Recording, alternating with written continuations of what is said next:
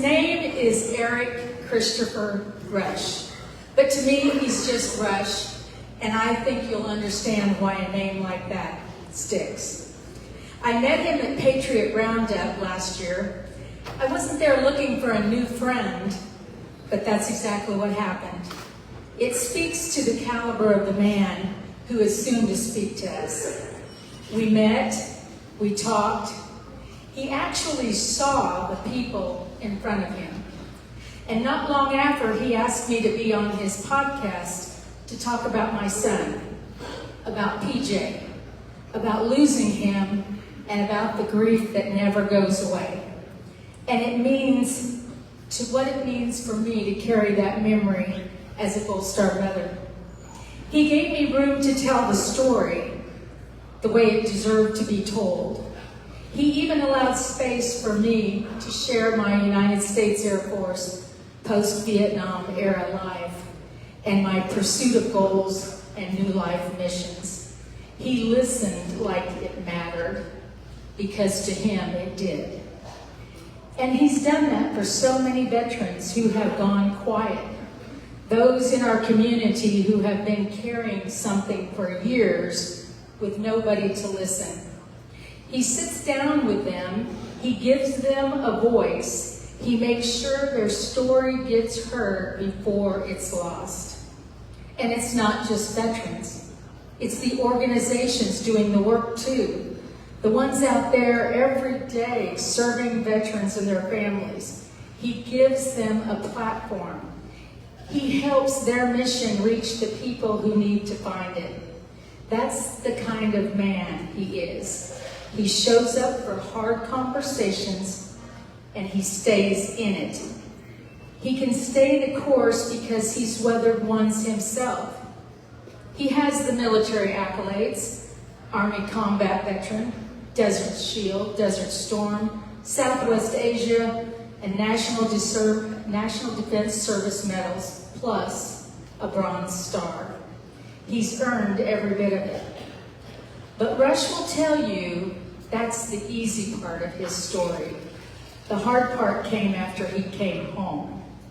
And I'm not going to tell you that part, it's his to tell. And more honestly than most people ever find the courage to do. What is key? He found his way through it all. Then, in Rush fashion, he turned around and went looking for everyone else. He writes and produces music too, and it is superbly done. I shared his Gold Star dedicated song, Where Honor Lives, at our national convention last Saturday, and the room of 90 women fell silent, moved to their core. His words speak to what many Gold Star families hope others feel for our lost military sons and daughters. He even wrote a song, Thought Nobody Saw Coming, or Thought Nobody Was Coming, a few days ago, especially for his time here at this roll call luncheon and for all the veterans that are here. That's the work that he does now, with veterans, with Gold Star families, with people the world has already counted out. He treats every one of them the same. I didn't agree to come and introduce a speaker today. I agreed to introduce my friend. He's been where some of you are sitting right now, and he came back with something to say. So veterans, will you stand up and welcome my friend, Rush.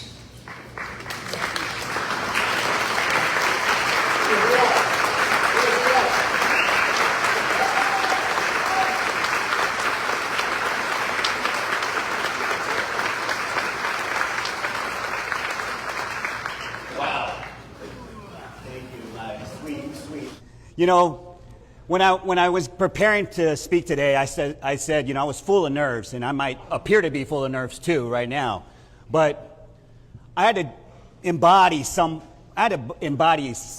or someone, and there were two people that came to mind. One was a Gold Star mom, whose name is Margie Taylor. If you know Margie, she ain't gonna let you forget her son, Joey Lenz. She's a strong as nails. You're going to remember Joey Lenz. And the other person was totally opposite. It was my sweet, loving friend, Carla Wicks, who just introduced me to it. Loving and compassionate. Her son, PJ Stock. I brought their coins with me today because it's important. It's important that I have them with me during this presentation. First, I want to start off, I want to say to roll call, it's a tremendous honor to be speaking in front of such amazing war fighters and veteran advocates. I want to let you all know, standing here today is very much a part of my rehabilitation journey. I also want to thank the Gary Sinise Foundation for sponsoring this event. Now, before I begin, I need to see a quick show of hands. If you lead, founded, serve in, or volunteer with a veteran nonprofit, would you please raise your hand? Raise it up. Look around you.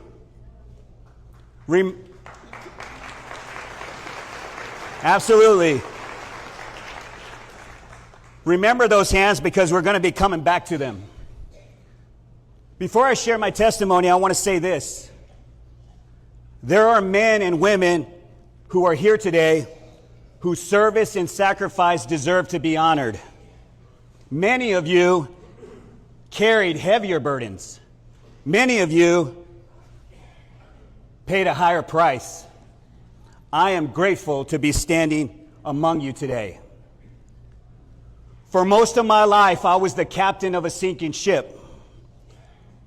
I convinced myself that I could outmaneuver any storm, patch up any crack, and power through any wreckage. Because isn't that what captains are supposed to do? Command, endure, lead. But here's the thing about storms. They don't care how strong and capable you think you are. What happens when the storm never ends? When the shore never appears? I didn't see it at the time, but my ship had been taking on water for years. Trauma, guilt, shame, hypervigilance, and addiction. At first, the leaks were small, almost unnoticeable. A childhood of survival fortified with stubbornness. War buried in silence. Prison drowning in regret. But denial doesn't rescue you, and pretending doesn't keep your ship from sinking.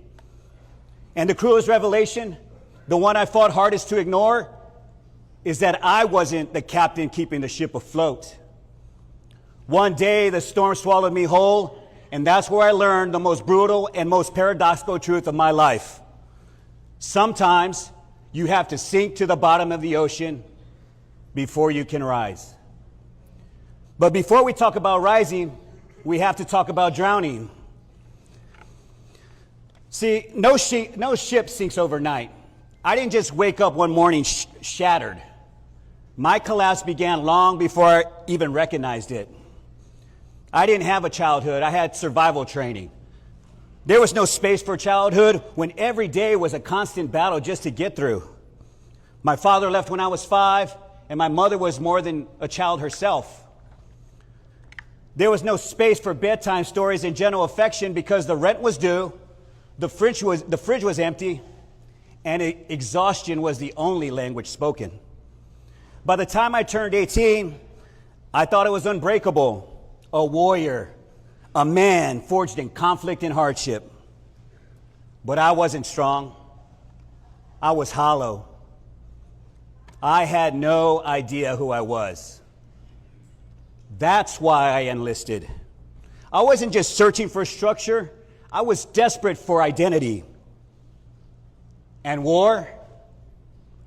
For a while, war gives you that.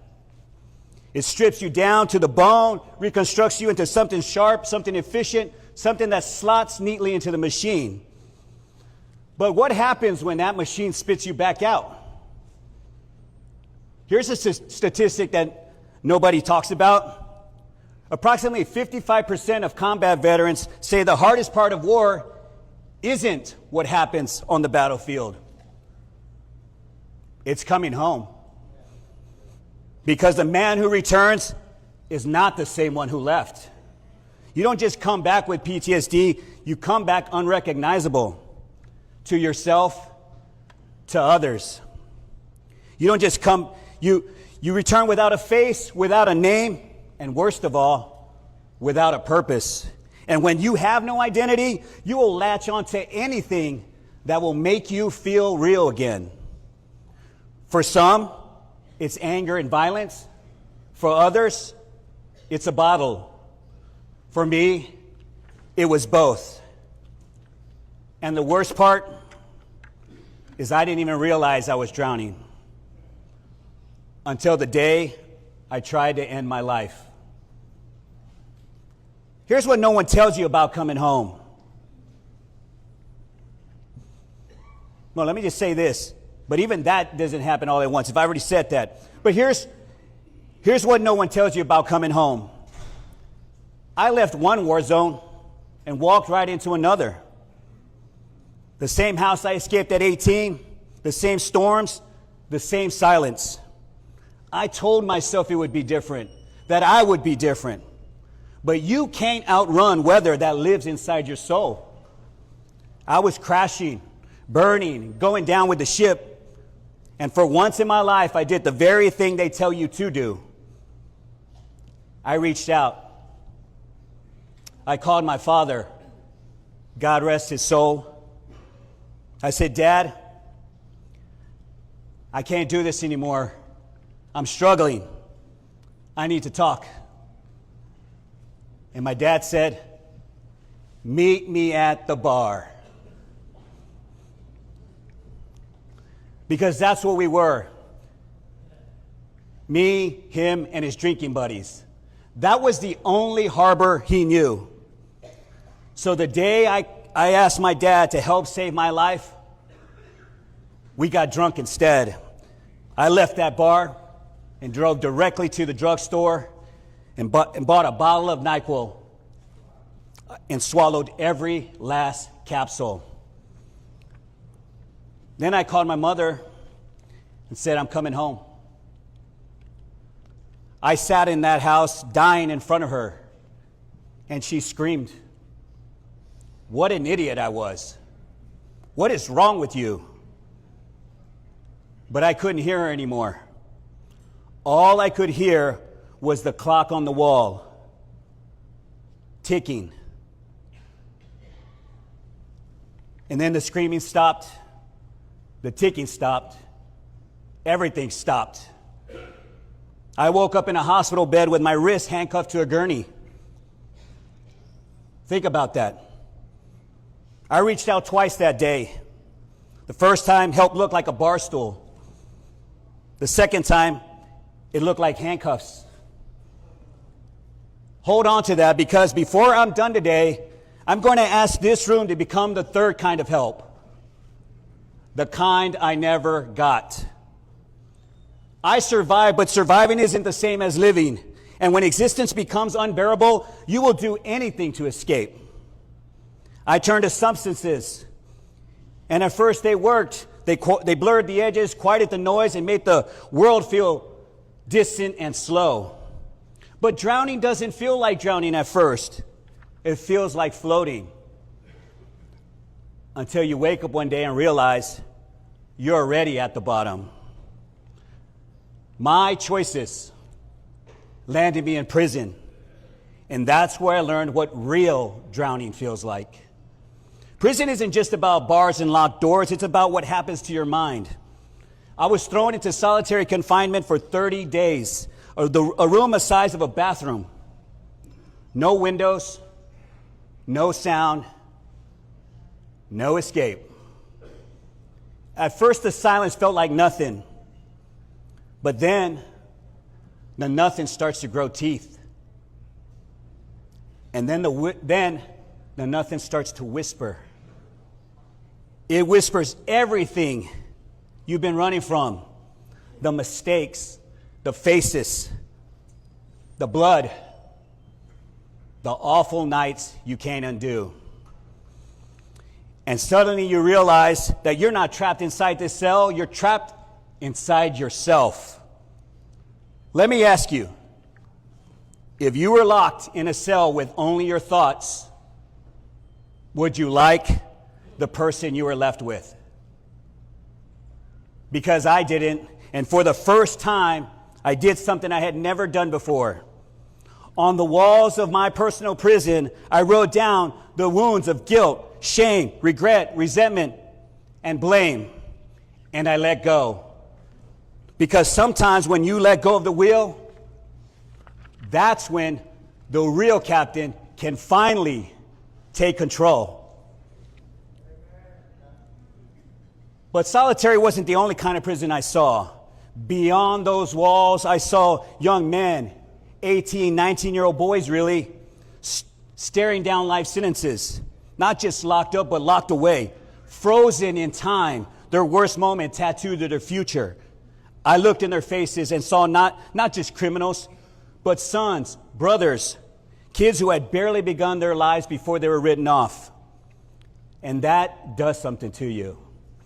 It strips away any distance, the judgment, the illusion of us and them. Because in that place where time stands still, you begin to see the truth. That no one is the worst thing they've ever done. That even in the darkest corners, humanity flickers. And that for some, the real sentence isn't years on paper. It's knowing that they'll never get another chance to rewrite their story. When I stopped fighting the ocean, I saw the treasure beneath the waves. 1, identity is not what you do, it's who you are. The military gave me a mission, prison took it away, but my purpose wasn't tied to a uniform or a prison sentence. It's tied to someone greater.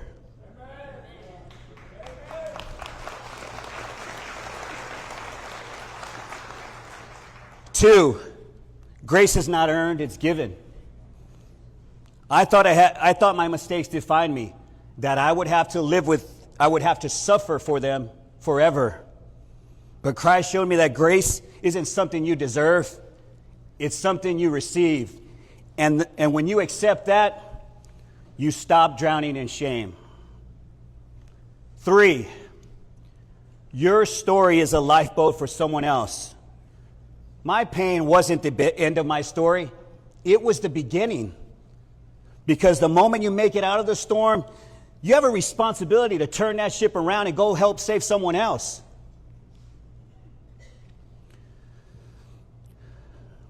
Everything I've said so far, I've said in another room before this. That was the story of how my ship went down. But that's only half the story. Because nobody tells you what happens after the rescue. So today, in this room, with the only audience that could fully understand, I want to tell you about the search and rescue. Because here's the thing about sinking. It forces you to decide, drown or learn to swim. I learned to swim, but I didn't do it alone. During a spontaneous VA visit, something changed. For the first time, I had a name for my struggle. Severe combat PTSD. That diagnosis wasn't a prison sentence, it was a lifeline. The VA didn't just help me survive, they helped me rebuild. With their support, I clawed my way back, step by step, day by day, and breath by breath. And against all odds, I earned not 1, not 2, but 3 college degrees.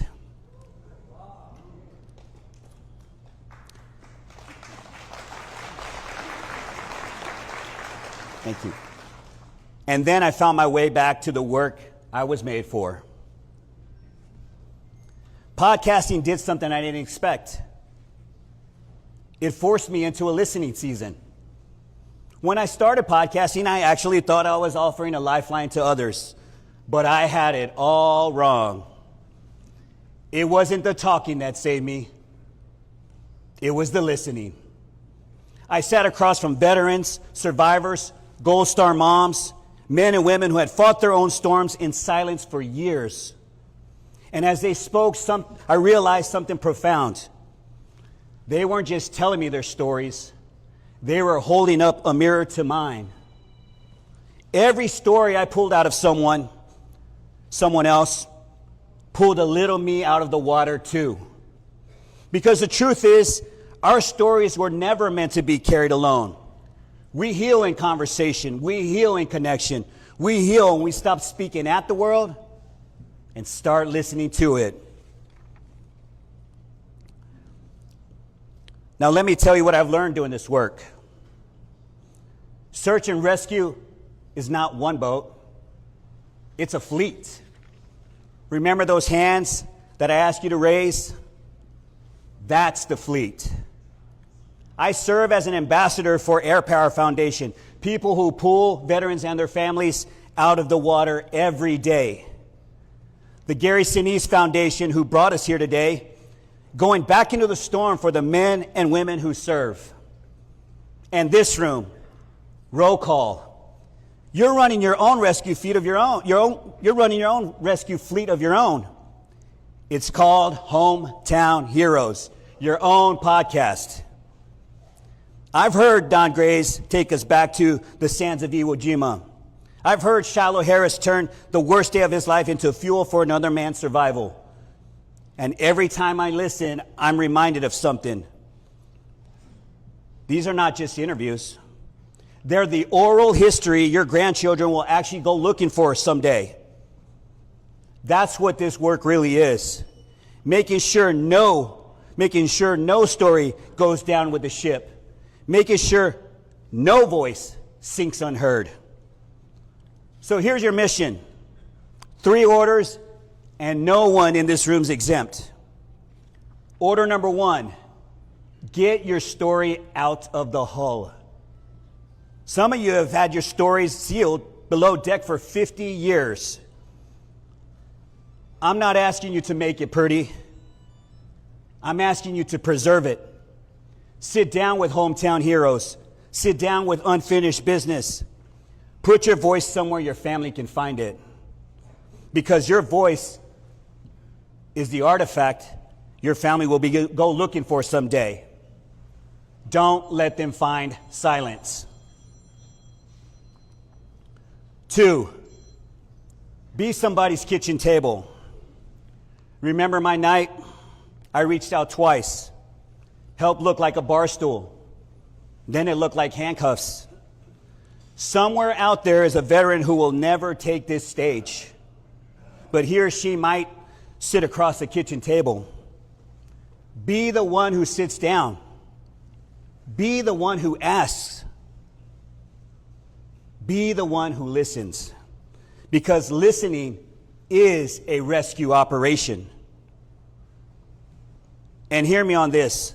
Some of the veterans still trapped in that storm are behind walls.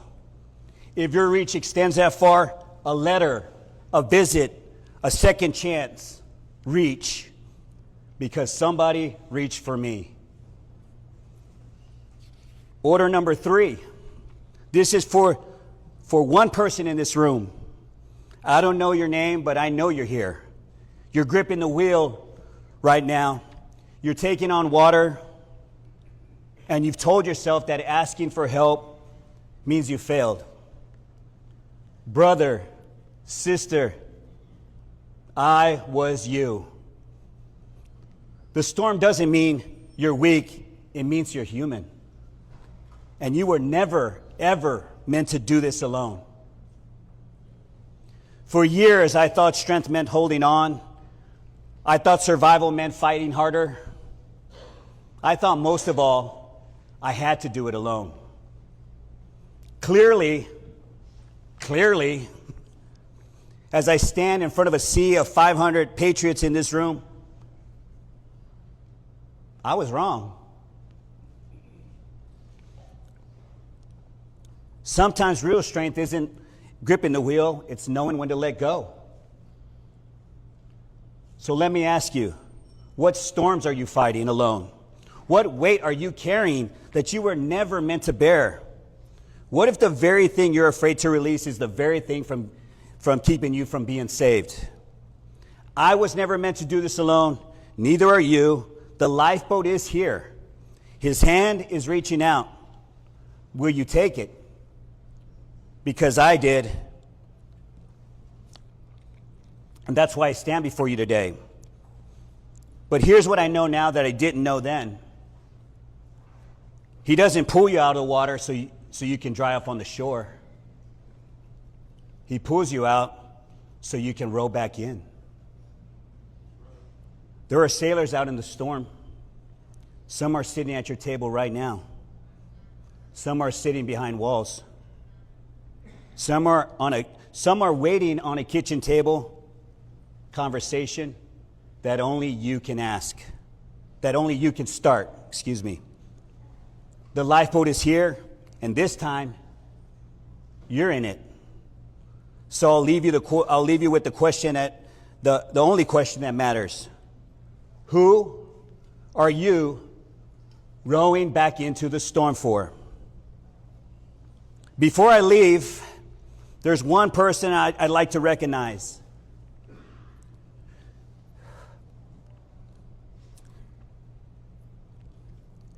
For many years, I carried this journey alone.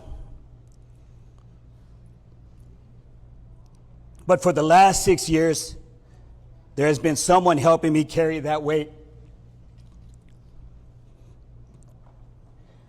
Someone who has seen the struggles, the shame, the self-doubt, the guilt, and the victories. My beautiful wife, Courtney, would you please stand up?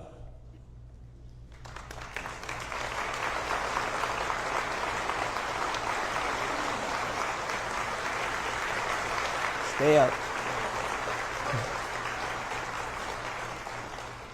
Courtney, this room knows something about sacrifice. And the people who walk beside veterans make sacrifices too, don't they? Family, would you help me welcome Courtney into our home the only way veterans know how to? On the count of 3, give her the biggest hoorah. Ready? 1, 2, 3. Hoorah! Thank you, and God bless you. Welcome home. I thought the night had swallowed me whole. Thought I was too far gone to reach. You thought nobody was coming. You thought you were out there alone. You thought the storm had won, and hell had dragged you too far gone. But while you were taking on water, while you were barely breathing, you thought nobody was coming, but the fleet was already moving. It was the hand on the shoulder, the call that God answered, the chair at the table, the truth from another. It was scars talking to scars, pain recognizing pain.